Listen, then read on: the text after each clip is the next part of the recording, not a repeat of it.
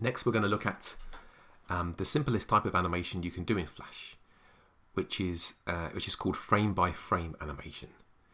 It's simple to do, but it's very hard to do well, because you essentially are manually controlling everything that happens on every single frame of the animation. You've got to judge where things move to, how fast they move, and what changes occur from one frame to the next. But having said that, it's good fun, it's simple to do, and it can be really effective. So we're starting off here just with a single layer, blank timeline, and I'm going to draw, using the brush tool, a little object that we're going to animate. So I think we'll draw a little creature with a couple of big eyes here.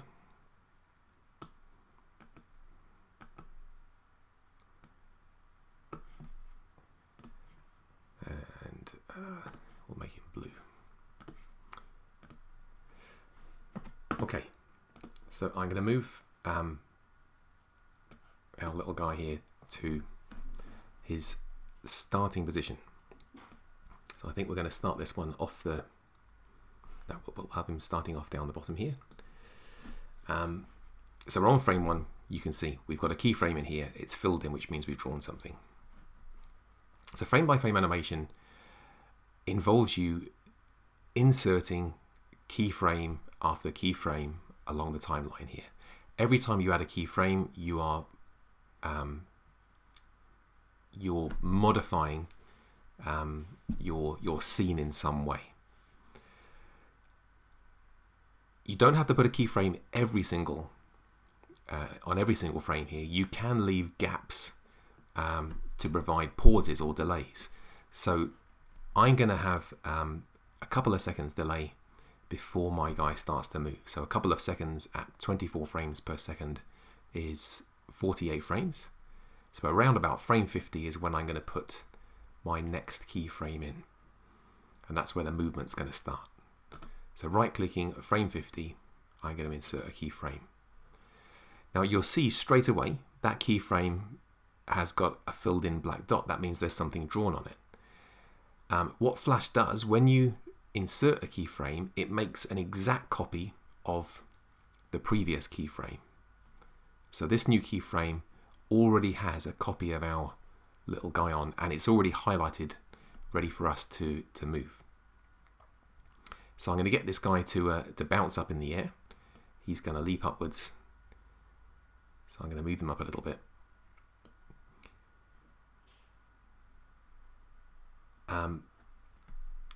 Now it's kind of hard to judge sometimes how far you should move something, or what position it should be in compared to the previous keyframe. So there's a great feature which you can use called onion skinning. Down the bottom here, there's some tiny little buttons and icons, and the left-hand one here turns on the onion skin. And what this will do, it will show you the previous couple of frames in a kind of faded out ghostly way. So I can see how far I've moved compared to the previous frame. That seems about right. I'm going to insert another keyframe, and up we go again. Not quite as far because he's going to be slowing down because of gravity. And you can see we've got the previous couple of frames each time. The onion skin can actually be controlled. You can see further back in time if you want. These little white dots at either end of this grey bar let you control how far back in time you can see. So I can look back multiple frames here, and you can also look forward in time as well. So if you're altering frames that are in the middle of a set of movements, you can actually look forward in time as well if you like. I'm going to pop a few more of these in.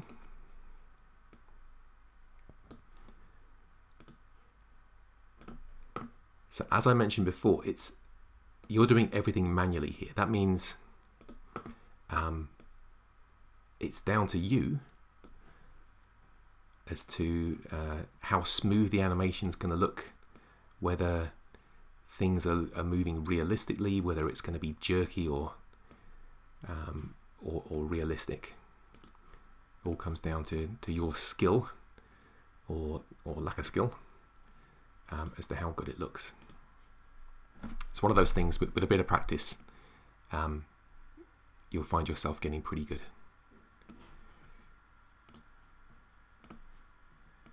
So up he goes again. Now at the moment I'm just moving this object, but there's nothing stopping you making any modification to these frames that you like. So I'm going to get this guy to do a little bit of a flip this time. I'm going to put another keyframe in. He's highlighted. I'm going to use the transform tool, and I'm going to start to put a little bit of a spin on. So as well as moving him, I'm going to rotate him. So move him across, rotate him a bit more. To rotate, you can see if I go near the corners but not touching the corners, I get a rotation tool. So you just got to click and drag outside of the box to rotate.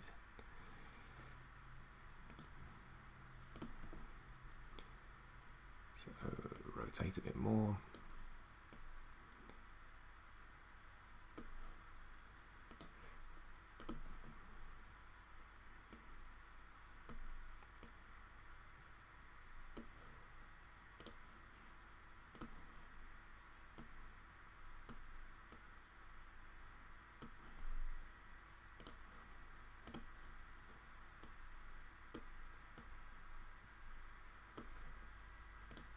Doesn't look like he's going to make it before he hits the ground again.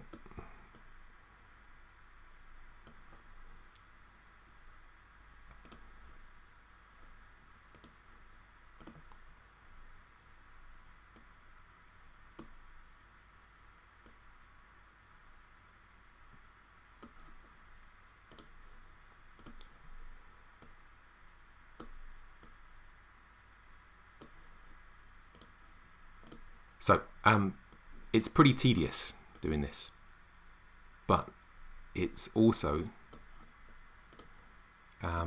it also gives you complete control over what happens. Every single frame is managed by you, so you can pretty much do what you want.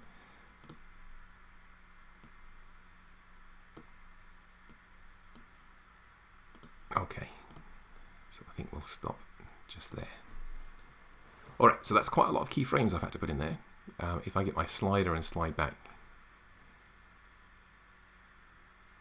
you can see it works quite nicely. To preview your animation, as I've mentioned previously, you hold down the Command key and press return, and Flash will pop open a new window and show your animation. So I've got that 2-second delay, and then it starts bouncing. It's immediately going back to frame 1 after the end, so what we might want is a small delay at the end. So at the end here, instead of putting a keyframe in, I'm going to just put a normal frame up here. That grey bar means nothing's happening. These frames are all exactly the same as the last keyframe, so it just gives us about a 1.5 seconds delay there before it loops back to the start. But you could put more keyframes in here. You can do what you like. You're in control with frame by frame animation. Works quite nicely.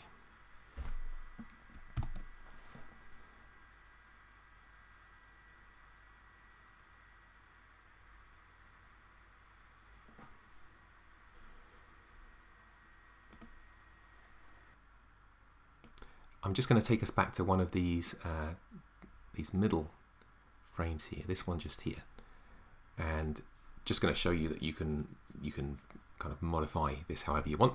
Remember, these keyframes are all independent of each other. If I make a change to this one, it doesn't affect anything either side. So I could change the color of this, the size of it, I could add things to it. In this particular case, I'm going to squashing because he's bouncing downwards. Going to do the same when he hits the ground here as well. So clicking on that keyframe to highlight it and just resizing it, squishing him a bit.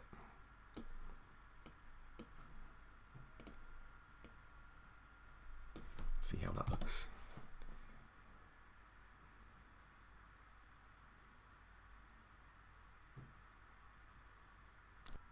I'm going to head over here and add a second layer in. So we'll call this first layer blob, and I'm going to put a new layer in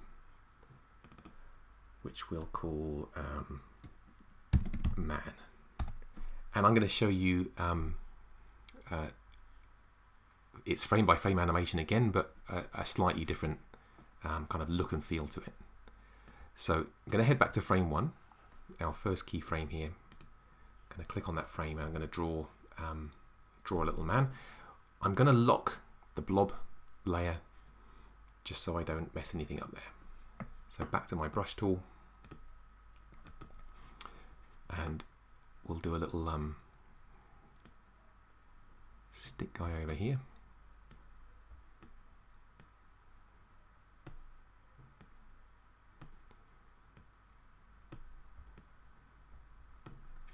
Okay, and I'm going to slide the slider along, and we can see that my blob is going to end up next to my guy over here.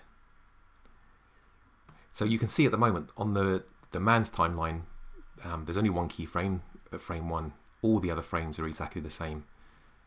There's no changes going on. So we are going to have our little blob coming in, and at this point we're going to get the man to interact with him. So I'm going to insert another keyframe here where I want the man to move, to start to move.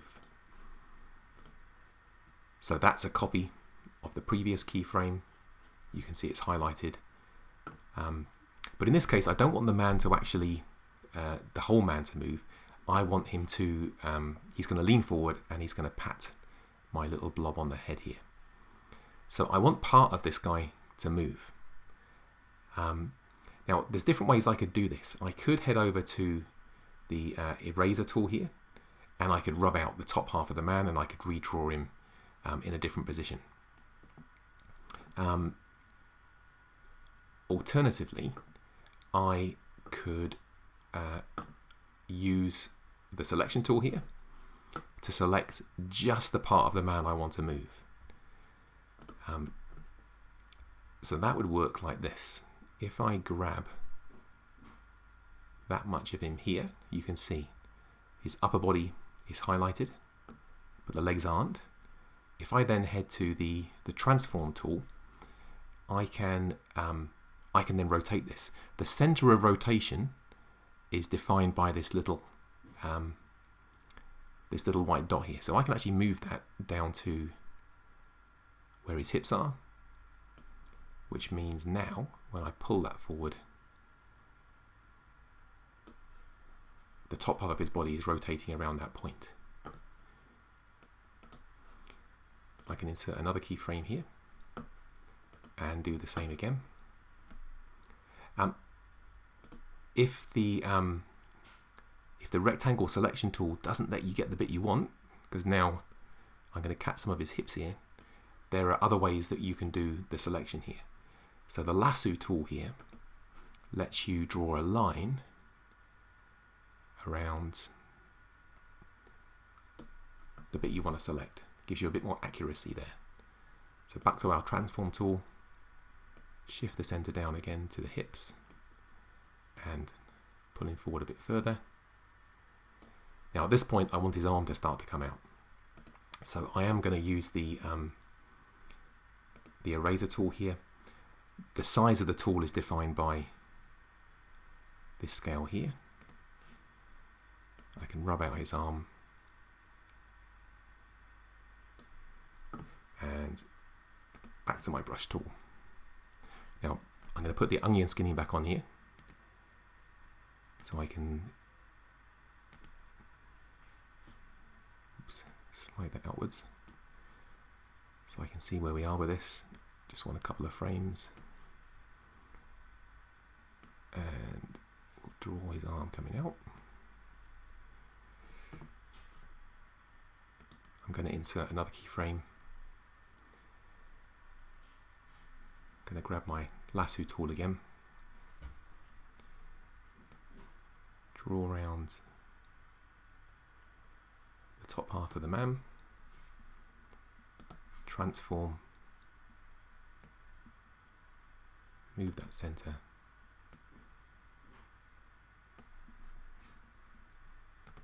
The eraser tool. Now it looks like I'm rubbing out some of the blob there, but because his layer is locked, it's actually not affected. It's just the arm of the guy that I'm erasing there. Back to the brush tool.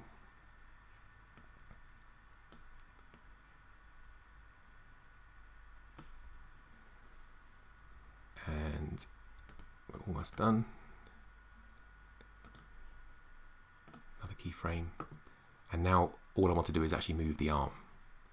So in this particular case, I think I'm going to zoom in a bit to make this easier for me. I'm going to grab the eraser tool, rub out that bit of the arm.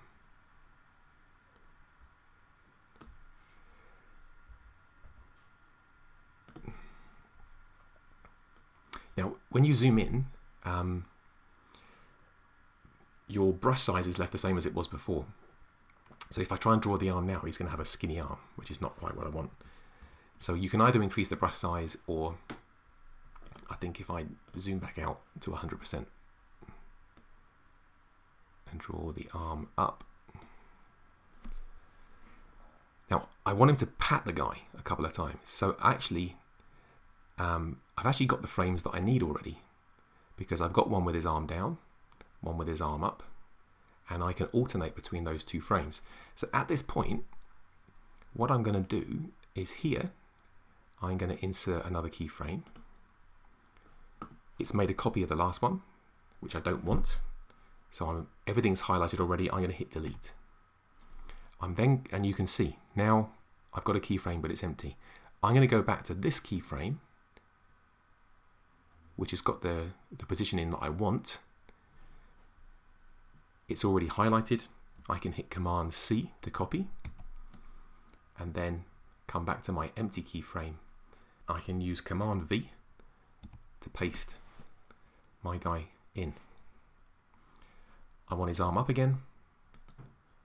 I can insert another keyframe, delete what's there, go and find the frame with his arm raised, copy it with Command C, head to here, paste it with Command V, and so on. There's other ways you can do this. We could copy a group of frames here and paste them in. I'll show you how to do that as well. So what I want is these two frames here. I want to copy those and I want to repeat them several times. To select more than one frame, if you click on the first one you want, hold down the Shift key and click on the last one, you can see I've got two frames now that have been selected. Command C doesn't work to copy frames in the timeline. What you need to do instead is right click and copy frames. Click at the position you want to insert the frames. Right click and paste frames. Now you'll notice that pasting those frames in there has actually pushed these blank frames outwards. We'll tidy that up in a second. So I'm just going to check we've got what we want. We've got the hand up, the hand down, the hand up, the hand down, the hand up. So I can go here, we can paste those frames in again. Go here, I can paste the frames in again. So we've got the guy patting our blob. So at this point we're almost done. All I want now is for the guy to stand up again. And standing up is just the reverse of bending over. So I can go back and use the previous drawings I've done for this as well. Just want to pop in a keyframe here. I'm going to delete what's there. Just go and find that one there. Copy that. Paste it onto my blank frame. Put another keyframe in. Hit delete to delete what's there. Grab that one. Oops. And paste it in. Insert another keyframe. Delete what's there. Copy that one. Paste it there. And finally, the last keyframe, delete that. I want to copy him standing up, so I'll copy that and paste it in there.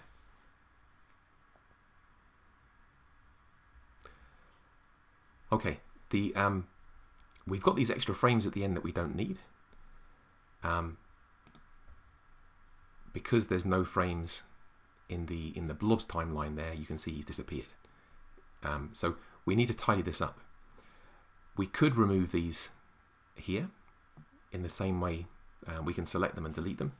So we can select them in the same way I just showed you. You click on the first one, hold down the shift key, click on the last one, and then we can remove frames. Alternatively, this is what I'm going to do in this case, I actually want to have a delay at the end. So there's a second or so before it goes back to the start. So I'm just going to, on both timelines here, insert a bunch of blank frames. I'm going to right click, put a normal frame in here. So the blob is staying still, nothing's happening. And I'm going to do the same. Click, right click, insert a frame for the guy. So there's nothing happening here either.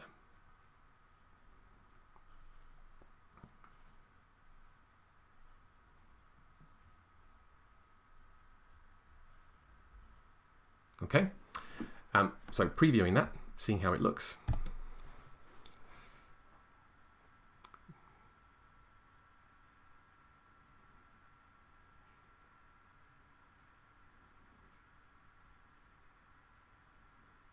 Not too bad. So you can see it's a lot of work, but it's kind of satisfying because you're in control and you can make everything work exactly how you want it to.